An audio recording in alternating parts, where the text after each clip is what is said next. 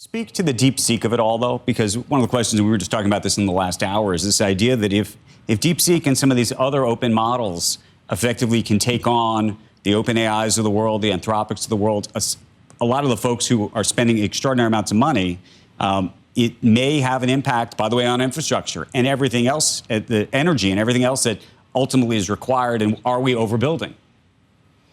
So I know the CEO of NVIDIA, Jensen Huang, of course, everybody, when they're on air, are going to talk their book. He's no exception. He's essentially the cheerleader for AI. But I will tell you that I do believe his thesis, his philosophy, what he's telling the street and others, that when you lower the cost of the technology, via DeepSeek or other models from the China or in the United States, that you will build demand. And the next step of AI, which is inferencing, has voracious demand for infrastructure. And so I actually think in the long run, after we get through this turbulence, Andrew, that we will be in a better situation with a lot more demand for computing intensity than we had before. And NVIDIA, Jim, is down 5.2%. Yeah, actually, this would be a new closing low for the year on NVIDIA. Look, NVIDIA is under, it's a long, nice moment. We've been telling people for the club, you can't buy it. If you want to hold it for the long term, it's certainly a possibility, but you can't buy it because it already had its conference.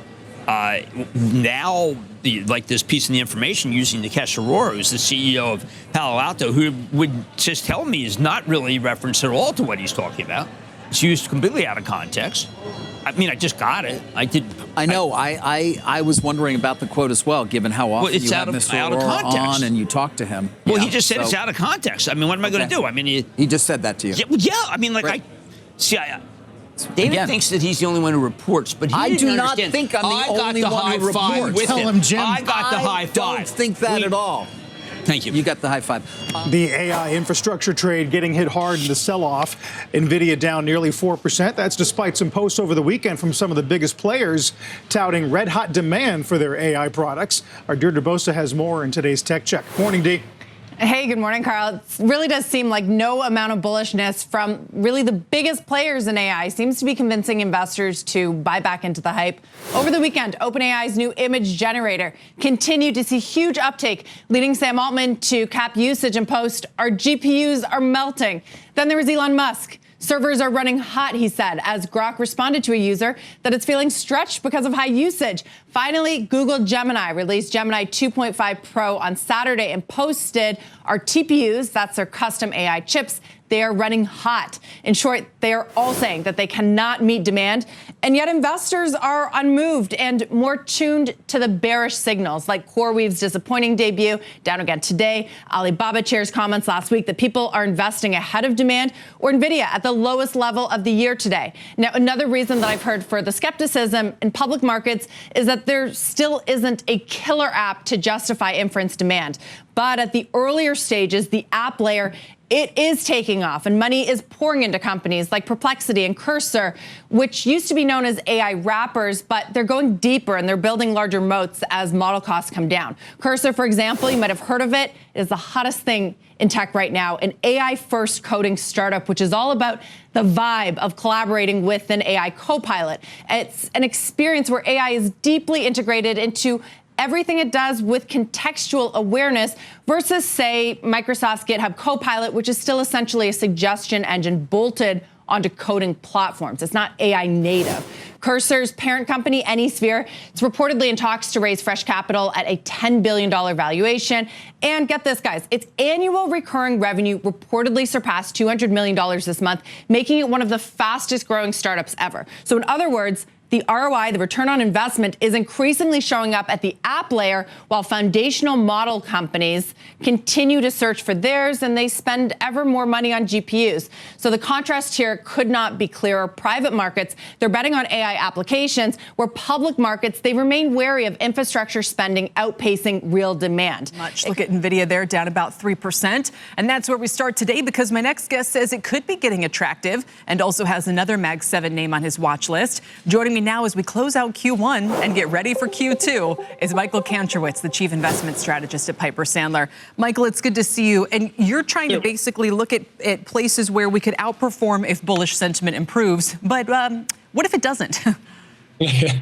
Sure. Well, if the market continues to struggle, then most obviously a lot of stocks are going to continue to struggle. So, we're looking in our broader universe of stocks that we recommend from a quantitative perspective, which those are generally larger names, more profitable, better earnings momentum, and some semblance of valuation. And NVIDIA was a stock that was within that subset, but also positively correlated with bullish sentiment.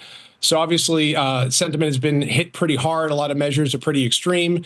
So kind of looking for people that looking for some bounce in the market or upside throughout the year, this could be a name that bounces among others that have similar characteristics. Yes. So you look at NVIDIA, that's a stock that long term, the trends are very favorable. Whether short term companies aren't putting CapEx into AI, if spending's going down, long term, the fact is that what NVIDIA produces is required for a trend that is not going away, which is AI. Now, how much spending happens in the short term is to be determined, but longer term, the fact of the matter is it's needed. We could have the lowest close of the year for NVIDIA.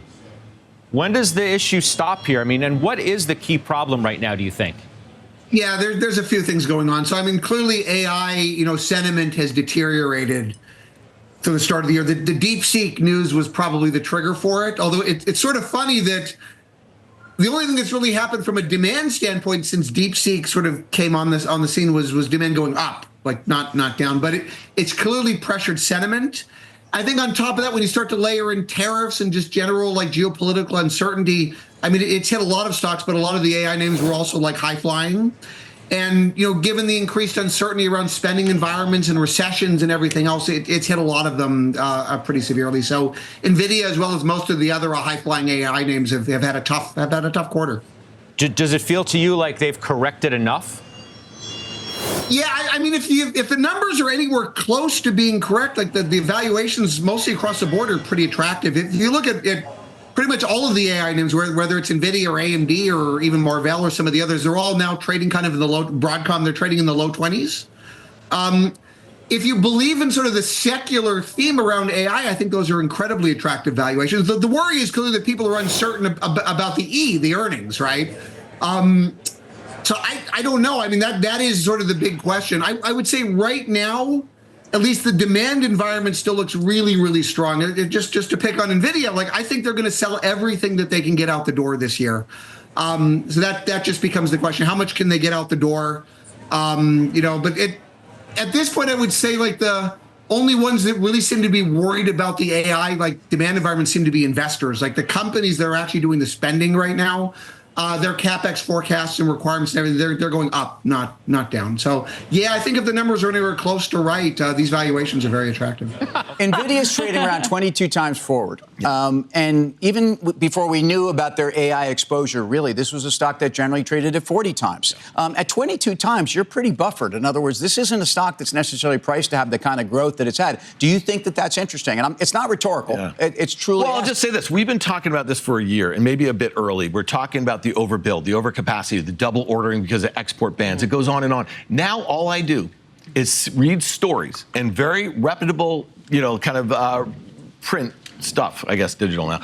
They're just talking about this overcapacity build. They're talking about pricing coming down dramatically for the compute. There's going to be pricing pressure, not because there's competition for NVIDIA, because there's not the demand, right? And there was this overbuild and this overdemand, the last 6 months. That's here. That's happening. That's why that stock is trading at 22 times. That's why Broadcom, which was really late to the party late last year after they gave this guidance for custom silicon. Remember this in mid-December? The stock moved it's up. Down 38%. That's how it made it into Karen's Fateful 8, because it got over that $1 trillion market cap. I didn't know she had her own. Since then, it's been down about 35%. It's barely seen an uptick in the last few weeks since it's reported. So that trade is done. The fever's broken. The hyperscalers, I don't think they come back anytime soon. So you guys better find some new leadership. I mean, to kind of take this thing back towards those prior highs. Okay, so you're back to being the non-silver lining. The world is silver lining.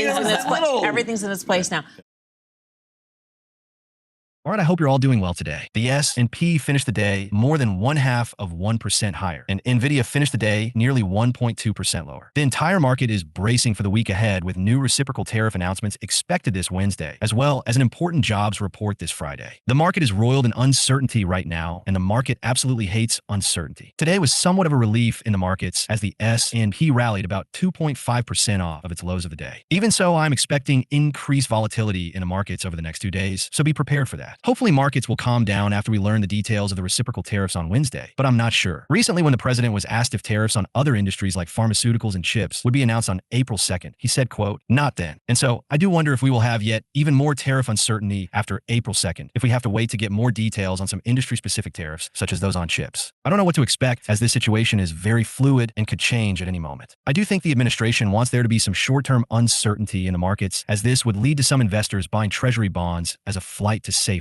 That would, of course, help yields move lower and effectively allow the government to refinance at a lower rate. I also think the administration is trying to put some pressure on the Fed to lower interest rates. Regardless of that, I think once we get through this moment of uncertainty and the market finally gains some clarity, we could see things calm down in the market. Now the question is when that will happen. Now moving on to NVIDIA, I think the long-term thesis remains intact. In the short term, though, we're having to deal with multiple negative news headlines, and it is difficult to know what is true and what is not at this point. For example, there were reports today claiming that some of NVIDIA's customers are ditching orders of Blackwell Ultra because they're dissatisfied with Blackwell and dealing with bugs. They also claim that Blackwell Ultra production may be pushed back into early 2026 as a result. I don't know if these claims are true or not. I'm just bringing it to your attention so that you're aware of it. In recent weeks, there have been many negative headlines about NVIDIA, and I must admit, the timing of all these negative headlines does make me question their validity. I'm not saying they're all false. I'm just saying that the timing of all these negative headlines coming out at the same time, while the market is roiled with macro uncertainty, does make me question each report more than I normally would. My honest opinion is that I think NVIDIA's customers are likely to continue increasing their spend on NVIDIA's products given the enormous amount of compute needed for reasoning models and inference. We've heard news recently out of China that they are discovering cheaper ways to train models, but we have to remember that this is not a bad thing for NVIDIA. Largely, there are 3 phases to training AI models: training, post-training, and inference. And so if training costs come down, that's great. But that's just one phase in the process. Once we get to post-training and inference, the amount of compute needed is many, many multiples of what is needed for training. And more compute ultimately means more hardware from NVIDIA. And so lower training costs can actually help drive increased demand for NVIDIA's products, as we saw with DeepSeek in China. Because lower training costs mean that more companies can get involved in the space and build. At the same time, once we move forward to the post-training and inference stages, much more compute is needed. And couple that with what we just heard from both OpenAI and xAI. They need more compute. They desperately need more GPUs in order to meet demand. It's that simple. And who are they going to buy those GPUs from? Of course, it's NVIDIA. NVIDIA has a massive competitive moat across both hardware and software that no other company is even close to breaching. They are years ahead of their competition. And as Jensen revealed at GTC, with NVIDIA Dynamo, AI factories that upgrade to Blackwell will see a 40x in token generation, which ultimately means a 40x to revenues from AI factories. With performance increases like these, I think the hyperscalers will continue purchasing NVIDIA's latest products in large quantities. For now, we have to deal with negative headlines and a volatile, uncertain macro environment. But from a long-term perspective, I think NVIDIA still has runway ahead of it. I'm not saying it's going to be a smooth ride. NVIDIA could definitely trade lower in the short term. But over the long term, I think NVIDIA will be worth more in the future than it is today. At least that's my view of the situation. Remember to stay calm in this market. Remember to maintain a long-term perspective and do not make any hasty or irrational decisions. With all of that being said, I hope you all have a great rest of the day, and I'm curious to hear your thoughts about NVIDIA in the comments below. Please leave a like on this video so more people will see it.